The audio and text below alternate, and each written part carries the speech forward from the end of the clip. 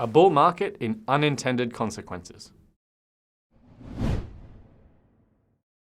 Hello and welcome to today's Daily Blitz. Despite what you're seeing on the green screen behind us, we are in fact not in Davos. Yes, we're much too environmentally conscious to be attending Davos this year. We have not been taking our company private jet to the location, even though Zurich Airport is offering a slightly emission-reduced fuel called sustainable aviation fuel for private jets in attendance. What we wanted to talk to you about today is the unintended consequences of all this environmental regulation that's been coming out of meetings like Davos. And where we'd like to start is with oil. Yeah, so you may not think that oil is currently $100 a barrel, but in some parts of the oil market it actually already is. A kind of oil called Pyrenees, which is very heavy and yet does not have much sulfur, is currently in such high demand that it's currently reached $95 a barrel.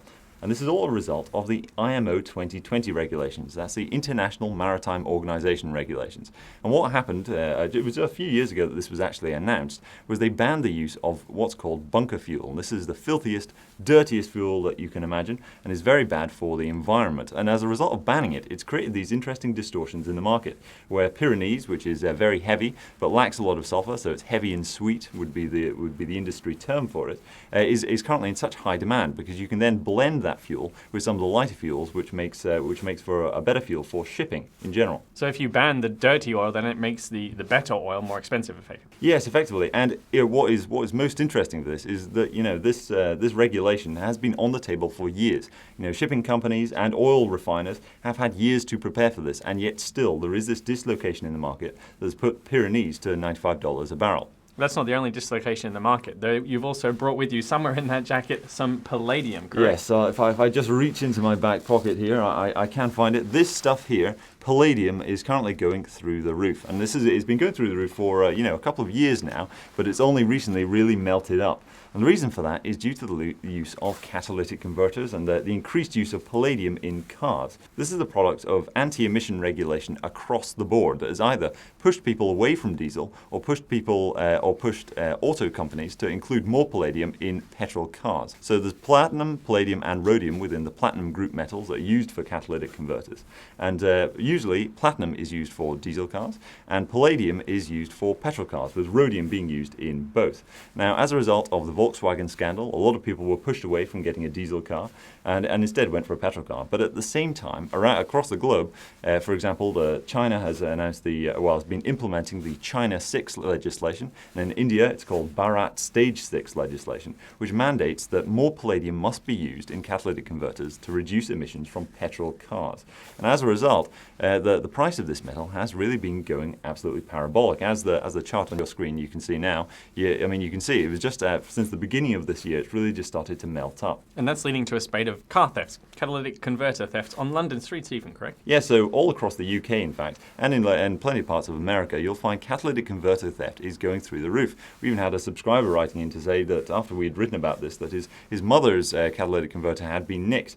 And this is simply from thieves taking power tools, going onto people's cars, ripping out the catalytic converter, and then harvesting it for the precious metals within it. So if you do have a car and you want to avoid catalytic converter theft, we would recommend that you park it with the catalytic converter, the exhaust side of the car, closer to the curb, because that makes it harder to remove. And also, you can even buy catalytic converter guards these days, just because the theft has become such a big issue. So all of this really is about unintended consequences of environmental regulation, and the fact that environmental regulation does have a cost, which does filter through to all of us in the end. But Davos is really one of the key moments in all of this environmental regulation getting even bigger and even worse. Yeah, so there is a reason why we are getting into the Davos spirit here at the office. It's all because at the World Economic Forum, which is informally known as Davos, they have listed that climate change is effectively the top priority. And this is a gathering of the global elite from industry, politics, finance, all over the place. They all come over together, along with celebrities, pop stars, everybody who wants to virtue signal about climate change. In their private jets? In their private jets, indeed,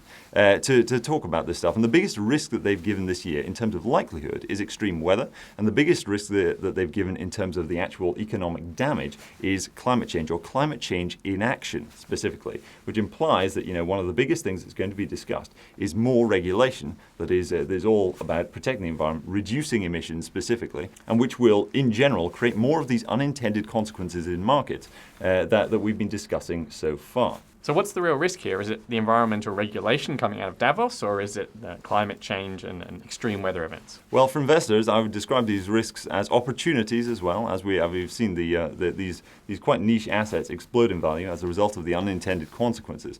But as for which is the greater risk, I think we'll find out the hard way. And that's it from the Daily Blitz's sustainable version of the World Economic Forum event in Davos. Thanks for watching today's Daily Blitz, and don't forget to tune in tomorrow.